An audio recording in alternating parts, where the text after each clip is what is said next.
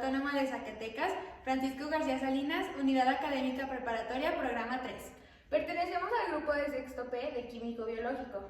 Nuestro proyecto pertenece a la materia de Anatomía y Fisiología. Instruidos por la maestra María Elena Hernández Escalante, docente de nuestra unidad académica. Mi nombre es Yasmín Rivera Morón.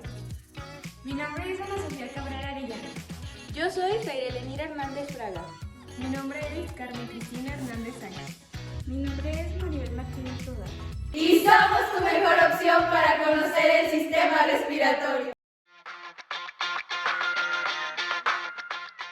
El sistema respiratorio. El sistema respiratorio es el conjunto de órganos que poseemos los seres vivos con la finalidad del intercambio de gases entre el oxígeno y el dióxido de carbono que contribuye a la sangre y a los tejidos.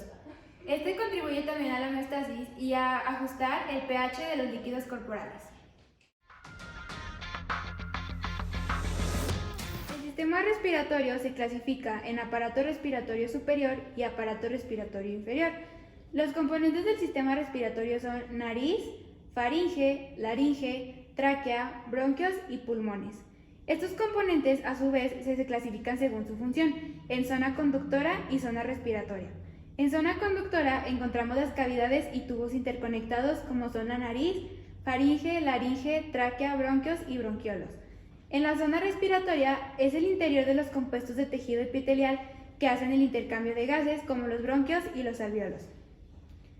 La nariz. La nariz se divide en una porción interna y otra externa. La porción externa tiene un armazón de soporte óseo y de cartílago hialino cubierto con músculos y por piel. La porción interna tiene tres funciones. La primera es el calentamiento, la humectación y la filtración. La segunda es la detección del estímulo olfatorio.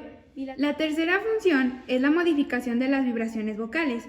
En la nariz encontramos los senos paranasales, que sirven como una cámara de resonancia para el sonido cuando hablamos o cantamos. Cuando el aire entra a nuestras fosas nasales, pasa primero a través del vestíbulo. Este está cubierto por piel provista de vellos gruesos que filtran las partículas grandes de polvo. La faringe. La faringe o la garganta es un conducto con forma de embudo que mide alrededor de 13 centímetros de largo y comienza en las fosas nasales internas y termina en la laringe. Esta se divide en tres regiones: nasofaringe, orofaringe y laringofaringe o hipofaringe. La nasofaringe se encuentra por detrás de la cavidad nasal y se extiende hasta el paladar blando. La orofaringe se extiende desde el paladar blando en dirección inferior hasta el nivel del hueso oioides. La función de la orofaringe es el pasaje de los alimentos, los líquidos y el aire.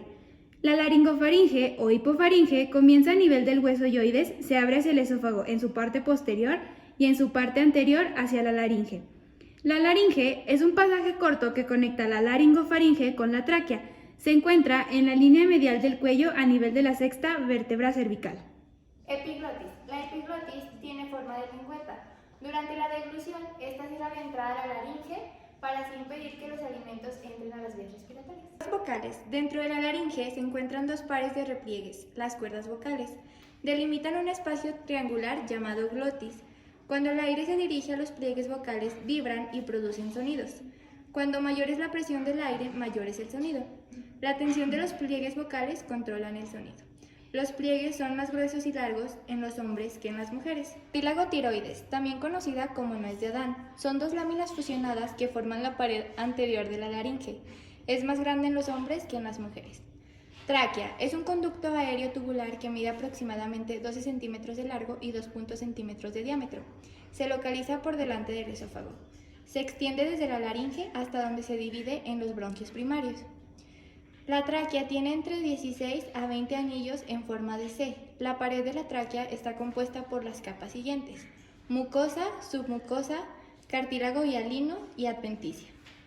Bronquios. La tráquea se divide en bronquios: bronquios primarios, derecho e izquierdo, secundarios, lobulares, bronquios terciarios, segmentarios, bronquiolos y bronquiolos terminales. Los pulmones son órganos pares de forma cónica, situados en la cavidad torácica. Están separados uno del otro por el corazón. Cada pulmón tiene un hilio que son los vasos sanguíneos. Lóbulos y fisuras. El pulmón derecho tiene 3 lóbulos y 2 fisuras. El izquierdo tiene 2 lóbulos y una fisura. Cada lóbulo tiene tejido conectivo, un vaso linfático, una vena y una arteria. Las fisuras dividen a cada pulmón en lóbulos. Ambos lóbulos tienen una fisura oblicua. Cada lóbulo recibe un bronquio secundario. Pleuras. Los pulmones están recubiertos por una membrana doble, pleura parietal y pleura visceral. Entre ambas hay un líquido lubricante que es el líquido pleural. Los alvéolos son cavidades cubiertas por epitelio pavimentoso simple y están cubiertas por una membrana basal elástica. En sus paredes tiene diferentes células como lo son las siguientes: las células alveolares, siendo esta una célula el sitio principal de intercambio gaseoso, las células epiteliales que forman la pared alveolar. Las células alveolares de tipo 2 o septales secretan un líquido para mantener la humedad entre la célula y el aire. El intercambio de gases, conocido como hematosis, este intercambio se da por difusión a través de las paredes alveolares y capilar, que cuando se juntan forman una membrana respiratoria. La circulación pulmonar. Los pulmones reciben sangre de dos grupos de arterias, unas son las pulmonares y otras son las bronquiales. Estas suministran la sangre oxigenada al pulmón. El regreso de la sangre oxigenada al corazón se da por las venas pulmonares, drenando en una aurícula izquierda. La ventilación pulmonar o respiración es el intercambio gaseoso en el organismo. Existen dos, que es la respiración externa, que es el intercambio de gases entre la sangre y los alvéolos pulmonares, y la respiración interna, que es el intercambio entre los capilares sistémicos y las células. La respiración es una respiración tranquila cuando es involuntaria y esta se ve en el diafragma. Y una respiración forzada es de forma voluntaria teniendo un movimiento costal.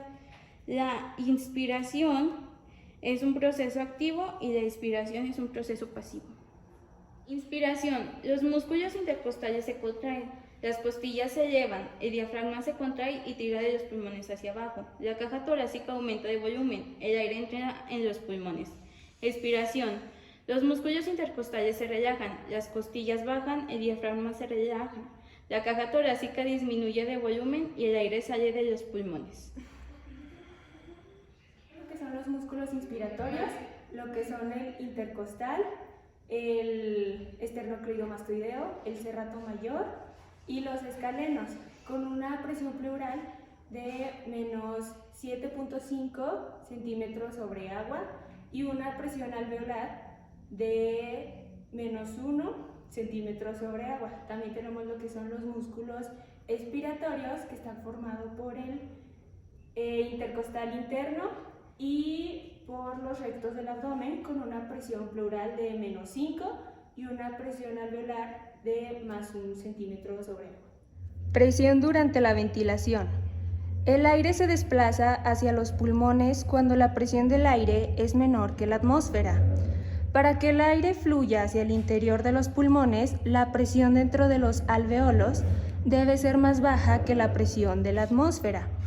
Los volúmenes y capacidades pulmonares.